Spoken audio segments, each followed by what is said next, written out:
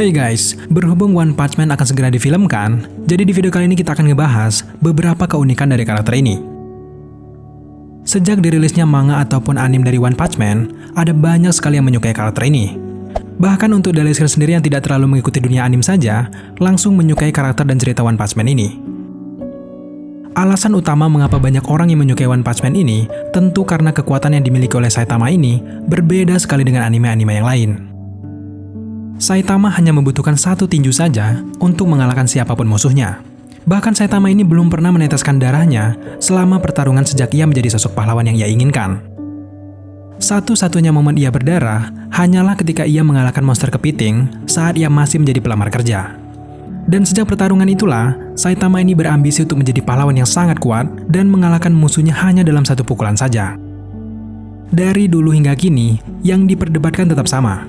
Apa itu? Tentu saja pertanyaan dari mana asal-usul kekuatan Saitama ini kok bisa hanya satu tinju saja membuat musuhnya hancur lebur. Sebagian kubu A menjawab, kekuatan itu adalah anugerah dan berkat latihan kerja kerasnya selama 3 tahun. Sedangkan kubu B menjawab, anime ini cuma anime lawak saja atau cuma anime lelucon.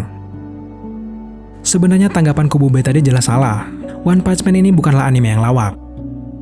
Tentu pembuatan karakter ini memiliki tujuan tersendiri. Pembuat karakter ini sudah tahu bagaimana menjelaskan kepada penonton tentang asal-usul kekuatan Saitama ini. Namun tentu saja belum saatnya untuk menceritakan hal yang sangat unik itu. Sama seperti Marvel, kita dibiarkan untuk berspekulasi sendiri dan membuat teori-teori liar yang bertebaran di luar sana. Nah kali ini, kita akan membahas asal kekuatan Saitama yang sebenarnya.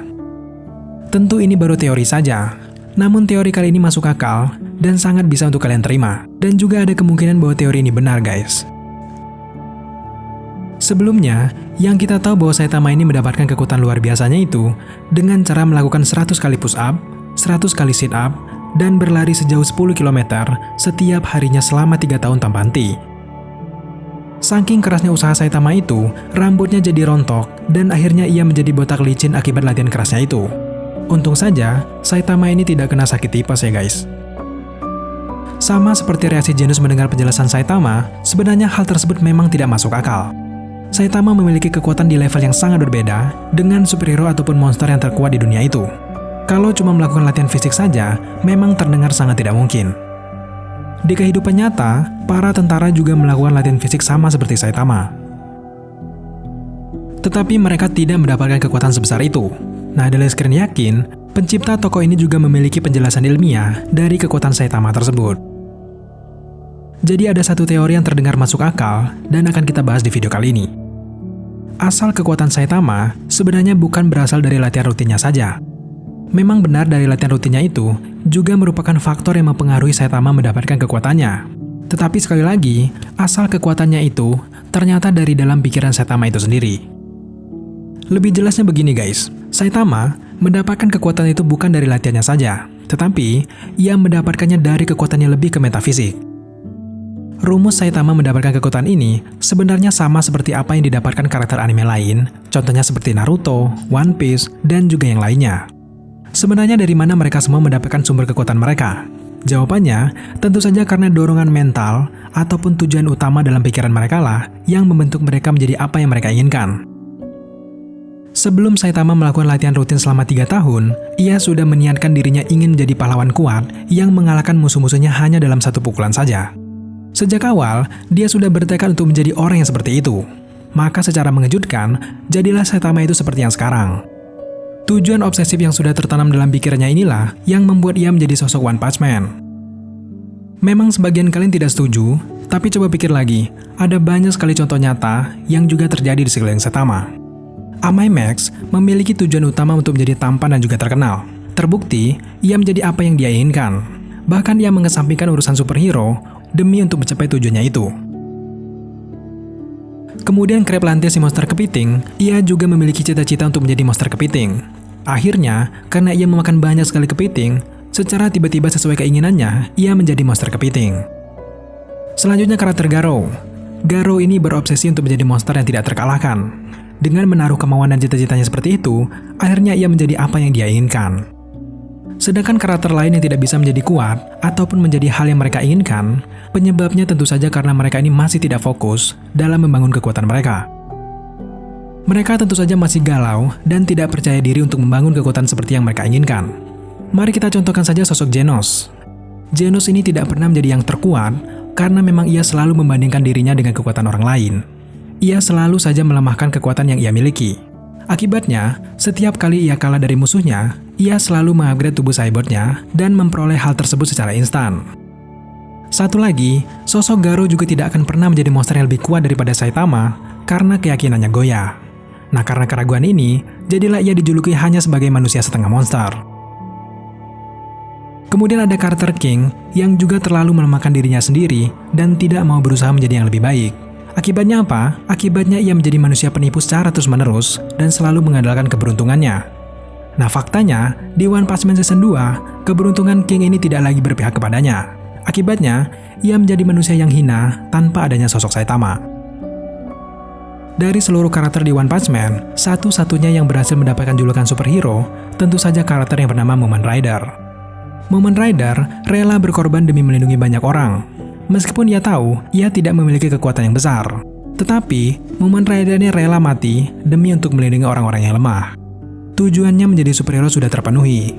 Sedangkan untuk sosok Saitama, di lain sisi ada satu hal kegoyahan di dalam dirinya. Kegoyahan itu, ia tidak pernah mendapatkan lawan yang layak, karena ia sudah memfokuskan bahwa ia adalah pahlawan yang terkuat. Kepercayaan diri Saitama ini meningkat ketika ia bertarung. Tidak pernah ada ketakutan ataupun keraguan di dalam dirinya ketika ia menghadapi musuh sekuat apapun. Nah, hal inilah yang mempengaruhi kemenangan dan juga kekuatannya. Memang teori ini terdengar sangat simpel, tapi perlu diingat, tujuan utama seseorang akan menjadi apa, itu akan mempengaruhi seberapa besar kekuatan mereka. Sebenarnya sama seperti kita di kehidupan nyata. Jika kita selalu menganggap remeh diri sendiri, tentu saja kita akan menjadi pecundang selamanya. Mindset positif di dalam diri kita sangat perlu untuk ditanamkan. Sama seperti kasusnya Naruto, keinginannya menjadi Hokage akhirnya tercapai karena memang setiap nafasnya ia korbankan untuk cita-citanya itu. Dalam kasus Saitama, ia tentu memiliki tujuan utama, yaitu ingin menjadi pahlawan yang bisa mengalahkan musuhnya hanya dalam satu pukulan saja. Akhirnya terbukti bahwa ia bisa menjadi yang ia inginkan. Urusan dari mana ia mendapatkan kekuatan sebesar itu, tentu itu adalah anugerah yang ia peroleh karena telah berjuang mencapai satu tujuan. Dalam satu lain hal, fenomena metafisik memang tidak bisa kita jelaskan secara ilmiah. Kekuatan Saitama berasal dari metafisik dan ia secara tidak sadar telah meningkatkan kekuatan terpendam di dalam tubuhnya. Ia tanpa sadar menjebol gerbang pembatas kekuatan manusia yang belum pernah dilampaui semua orang. Berkat keinginannya untuk menjadi seseorang yang kuat, ia hanya tahu untuk cara menjadi kuat hanyalah berlatih fisik saja. Tentu ia langsung berlatih selama 3 tahun secara rutin. Tapi berkat semangatnya yang sangat kuat, tanpa sadar kemampuannya berada di level yang sangat-sangat berbeda. Apakah kalian pernah nonton film Scarlett Johansson yang berjudul Lucy? Bukankah di film itu, ia menjadi sangat kuat karena telah menembus batas kekuatan di dalam dirinya? Akhirnya Lucy ini dapat melihat apapun yang ada di seluruh dunia ini. Ketika tubuh manusia dapat menembus 100% batasan dalam dirinya, maka kalian akan memiliki kekuatan yang sangat-sangat luar biasa. Bukankah sering disebutkan dalam pembelajaran bahwa manusia adalah ciptaan Tuhan yang sempurna? Nah, ciptaan yang sempurna ini memiliki makna yang sangat luas. Intinya, kita dapat menjadi apa saja yang kita inginkan, asal memiliki tujuan yang jelas dan juga fokus. Memang karakter tadi hanyalah karakter fiksi yang ada di film-film saja. Tetapi sebenarnya, film-film ini memberikan kita pelajaran berharga bahwa betapa kuatnya manusia jika mereka tahu cara menggunakan kekuatan mereka. Oke guys, itulah satu teori yang dapat mendukung pertanyaan dari mana sih kekuatan Saitama berasal. Teori ini masuk akal karena memang berlaku bagi setiap karakter-karakter anime. Sejauh ini, bagaimana menurut kalian? Apakah kalian setuju dengan teori ini? Atau kalian memiliki teori lain? Jika ada, silakan tambahkan di kolom komentar dan akan kita bahas bersama-sama. Terima kasih telah menyaksikan video kali ini. Jika kalian menyukai video-video seperti ini, jangan lupa untuk subscribe channel ini, like, komen, dan share, serta jangan lupa juga untuk nyalakan notifikasi agar teman-teman mengetahui apabila The Last Screen mengupload video setiap harinya. Thank you guys.